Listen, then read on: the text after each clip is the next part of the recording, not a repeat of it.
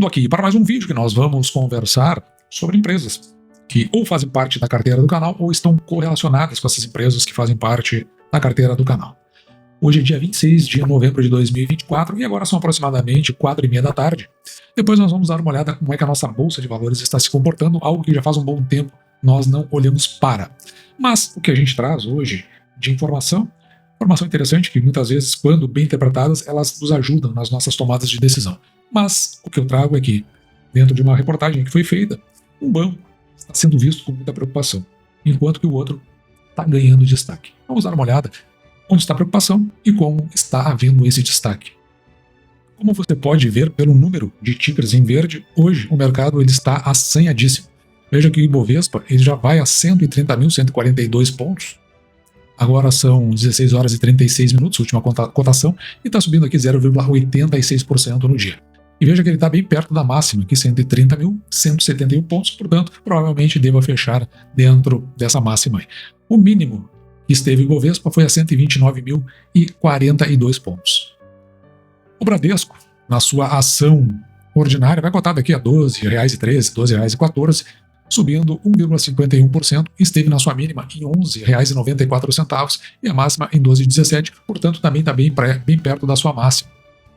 Já o Bradesco, para sua ação preferencial, a R$ 13,80, R$ 13,79, subindo 1,40% no dia, na sua mínima esteve a R$ 13,56 e na sua máxima a R$ 13,86.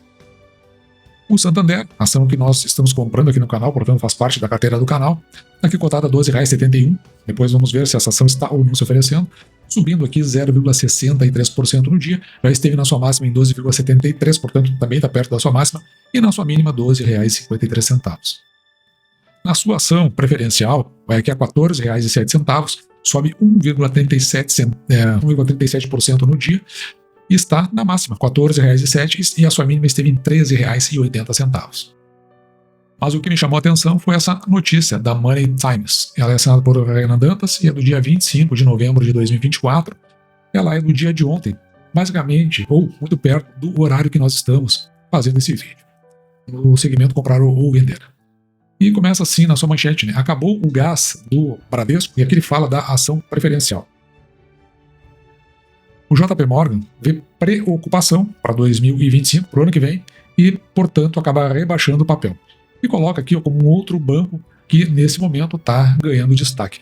E é mais ou menos por onde está andando a abordagem que nós estamos fazendo neste vídeo.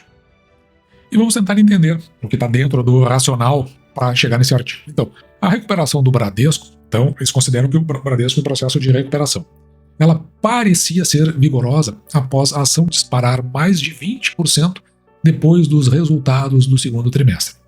Lembrando que nós estamos no terceiro trimestre. Porém, esbarrou no cenário macroeconômico brasileiro.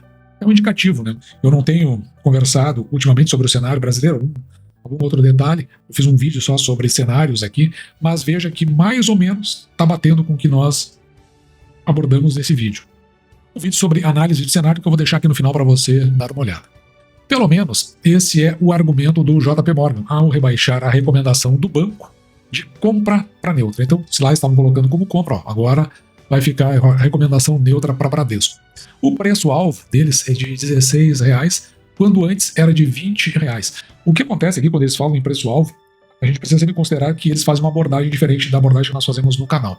Eles consideram aonde pode chegar a ação porque eles têm um foco dentro da valorização da ação. E nós não, nós queremos uma ação que nos pague bons proventos. Ou seja, que a gente compre ela por um preço barato, e a gente sabe que é barato porque um dos fatores que vai influenciar é exatamente o percentual que o dividendo representa no ano sobre o preço da ação. E outro fator é quando a gente olha para o valor patrimonial por ação.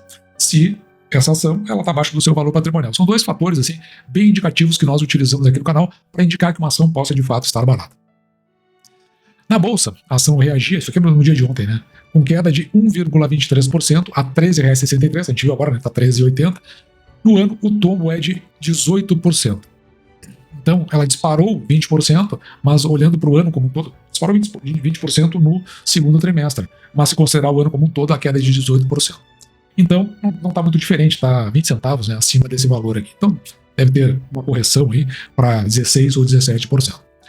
Segundo o JP Morgan, embora o Bradesco tenha melhorado gradualmente seus resultados, as melhorias têm sido mais lentas do que esperado. Então tá, melhorou o resultado, mas isso está vindo de forma muito lenta. E isso fez com que eles ficassem preocupados de que isso continue a ser o caso em 2025. Na realidade, tem uma generalização em relação às expectativas para 2025. A não ser que o governo apresente ou passe a apresentar bons números, mas números bem convincentes, o todo de 2025 parece ser mais um ano de grandes desafios, onde sempre que se coloca desafios significa dificuldades. Aqui são citados 3 pontos de preocupação. Os investimentos necessários permanecem, então tem que fazer investimentos, enquanto as melhorias significativas de custo para a renda podem ser adiadas em 2026. O que ele está dizendo aqui é o seguinte, ele está falando do índice de eficiência. Ou seja, juntando as despesas de pessoal, administrativa, outras despesas, isso aí, ou despesas com a arrecadação dos créditos, né? Então tudo isso, quando colocado sobre as receitas, tem que trazer para um número, um percentual, né? Se multiplica esse valor por 100, que tem que ser um valor, tipo o Banco do Brasil, assim, 27, 28%. E não é o caso do Bradesco, nós já vimos aqui, quando olhamos para o banco lá no final. Então, tem que melhorar o seu índice de eficiência, é um dos pontos que eles levam em consideração, assim como nós levamos aqui no canal. Uma taxa Selic mais alta pode fazer com que a renda no mercado permaneça prejudicada por mais tempo, e aí, consequentemente, a renda prejudicada, evidentemente que as pessoas não têm uma perspectiva de consumo maior e, consequentemente, não vão fazer crédito. E se continuarem endividados também, depois, em um momento oportuno, nós vamos olhar como está o endividamento, também é algo que traz algum prejuízo. A melhoria da qualidade dos ativos pode ter atingido o teto. Então são esses 3 fatores que eles estão levantando para as considerações de rebaixamento. Embora continuemos projetando um crescimento de 21% nos lucros em 2025, nós aqui no canal a gente projeta ano a ano, porque a nossa ideia é bem mais conservadora, a gente não entra muito na linha da valorização. É preciso ter os resultados do 4º trimestre para que a gente possa fazer uma projeção para o ano de 2025. 21% nos lucros, às vezes parece otimista. Isso, os lucros chegando a 23,7 bilhões, e que agora estão considerando 4% abaixo do consenso. Isso também vem um retorno sobre o patrimônio líquido, esperado aqui em 13,8% a 14,6%. Aqui estão considerando o biênio 2025 a 2026. Também para aqueles que estão olhando para os números, eles vêm a afirmar que o banco está atrás de outros bancos quando o assunto... Ele está ficando para trás, tá? Nesse sentido. Ele fica para trás quando o assunto é número de funcionários e agências. Isso aí, claro, evidentemente, influencia lá naquele índice de eficiência, porque, claro, vai haver mais custos. Mesmo assim, dizem que, desde que a nova administração assumiu, houve uma boa evolução na rede de agências e na otimização do número de funcionários. Então, eles vão pela linha de redução de custos a partir, então, de mexer no número de agências, reduzindo elas, mas também, provavelmente, demitindo ou fazendo plano de demissão dos seus funcionários. Plano de demissão voluntária. E eles discorrem, então, pela linha de que um outro banco merece segunda chance. Então ele elevou o Santander para compra. O preço-alvo que estava em 34, quem está falando da Unity, estava em 34, aliás, eles elevaram para 34 e antes estava em 32.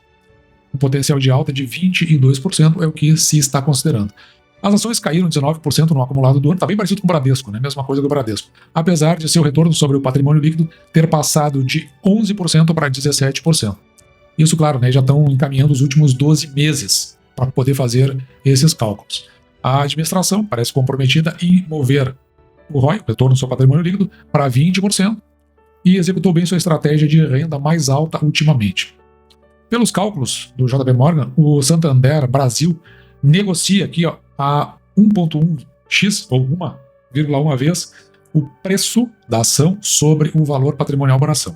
1,1.